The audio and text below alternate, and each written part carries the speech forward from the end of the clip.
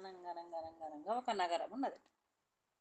ఆ నగరానికి రాజు, ఒక మంత్రి ఉంటారు కదా. రాజు మంత్రి ఉంటారు. తర్వాత ఇతర వాళ్ళు ఉంటారు, ప్రజలు.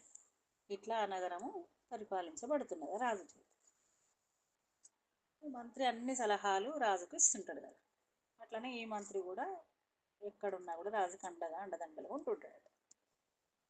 ఒకరోజు ఏమైందట, ఆ మంత్రి లేటుగా వచ్చిండట. మంత్రి చాలా లేటుగా వచ్చిండట. రాగానే అడిగిండట, మంత్రి గారు మీరు ఇంత లేట్ అయింది ఏంది? నాకు ఇక్కడ ఏమన్నా సమస్యలు ఉంటే ఎట్లా? ఈరోజు లేవు కాబట్టి నడిచిపోయింది. మీరు సలహాలు ఇస్తారు కదా నాకు, మీరే ఇంత లేటుగా వస్తే నాకు ఎట్లుంటుంది అన్నాడట. అనగానే, రాజా రాజావారు నా కొడుకు గోల చేసిండు. నా కొడుకు నన్ను ఆడుకోమన్నాడు. నా కొడుకుతో నన్ను ఆడుకోమంటే నాకు లేట్ అయింది ఇప్పటికి వచ్చే వరకు. ఆయన గోలగోల చేస్తున్నాడు, అందుకని అక్కడ ఉండిపోవాల్సి వచ్చింది. లేట్ అయింది రాజా, మన్నించు అన్నాడట. పిల్లలు గోల చేస్తే పిల్లలు ఆడుకోమంటే ఇంతసేపు అవుతుందా? ఏ మాట, అంత ఆట ఏమున్నది పిల్లలతోటి అని రాజు మంత్రిని మందలిచ్చిండు. లేదు రాజా, నిజమే చెప్తున్నా నేను.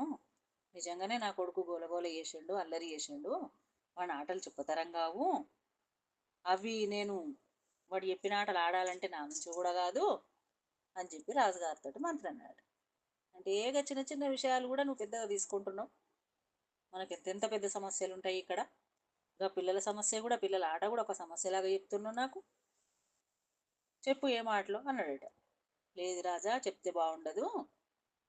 నేను తండ్రిగా ఉంటా, నేను కొడుకుగా ఉంటా, మీరు తండ్రిగా ఉండండి.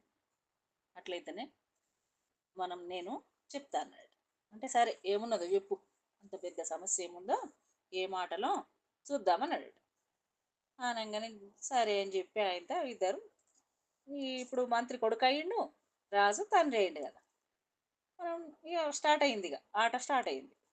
తండ్రి కదా, నాన్నగారు నాన్నగారు బయటకు వెళ్దాం బయటకు వెళ్దాం అన్నాడు ఈ మంత్రి కొడుకులాగా. అనగానే సరే అని చెప్పి ఏలు పట్టుకొని బయటకు తీసుకుపోయిండట. పోతున్నారట. చాలా దూరం పోయిండ్రు, ఏవేవో మధ్య మధ్యలో ఏదో ఆడుకుంటూ, ఇది కొడుకు ఏదో చెప్పుడు, తండ్రి ఏదో చెప్పుడు. రాజు అనుకుంటుండే ఇదే పెద్ద సమస్యనా, వీటికే పెద్ద సాయంత్రం అయిందని చెప్తున్నాడు అని మంత్రి రాజు అనుకుంటున్నాడు. తండ్రి స్థానంలో ఉన్నాడు కదా ఆయన, కొడుకు స్థానంలో మంత్రి ఉండి. కొంత దూరం పోయిన తర్వాత అక్కడ ఒక కుండల వ్యాపారి కనబడ్డాడు.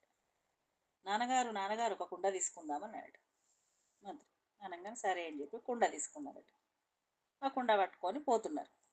ఇంకా కొంత దూరం పోయిన తర్వాత అక్కడ ఒక ఏనుగు కనబడ్డదట. ఏనుగును కూడా కొందాం నాన్నగారు, ఏనుగును కూడా కొందాం నాన్నగారు.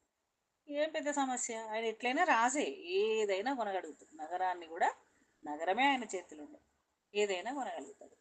సరే అని చెప్పి ఆయనతో ఏనుగు ఉన్నారట.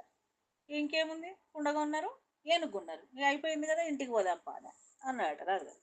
లేదు నాన్నగారు, లేదు నాన్నగారు, ఆ ఏనుగును ఈ కుండలో పెట్టుండు, ఆ ఏనుగును ఈ కుండలో దొర్రియండి అన్నాడు. అని రాజు షాక్ అయిందట. తండ్రి స్థానంలో ఉన్న రాజు షాక్ అయిందట. అయ్యి అట్లెట్లా, ఏనుగును కుండలు ఎట్లా పెడతాం? కుండ తీసుకుపోయి ఏనుగు మీద పెట్టమంటే పెడతాం, ఏనుగుని తీసుకొచ్చి కుండలో పెట్టమంటే ఎట్లా పెడతాం రా? మరి అదే, మరి నాకు కావాలి, నాకు ఆ ఏనుగు కుండలకు పోవాలి నాకు ఇప్పుడు, అయితేనే సరే నువ్వు బయట పోవాలి, లేకపోతే లేదు అని మారం చేస్తుంటారు ఈ కొడుకు స్థానంలో ఉన్న మంత్రి. అప్పుడు అర్థమైందట తండ్రి స్థానంలో ఉన్న రాజుకు, పిల్లలు ఎంత మారం చేస్తారు, మంత్రి గారు ఎందుకు లేట్ అయ్యి వచ్చిండు అని చెప్పి అప్పుడు అనుకొని నవ్వుకొని ఊరుకున్నాడట. ఇక మనము మన స్థానాలకు మనం పోదాము, నేను రాజుగా, నువ్వు మంత్రిగా, ఇక పోయి ప్రజల సమస్యలు పరిష్కరిద్దాము. మంత్రి గారు పద వెళ్దాం రండి అని చెప్పి మంత్రి గారిని తీసుకొని తన రాజాస్థానానికి బయలుదేరిందట. కథ కంచికి మనం ఇంటికి.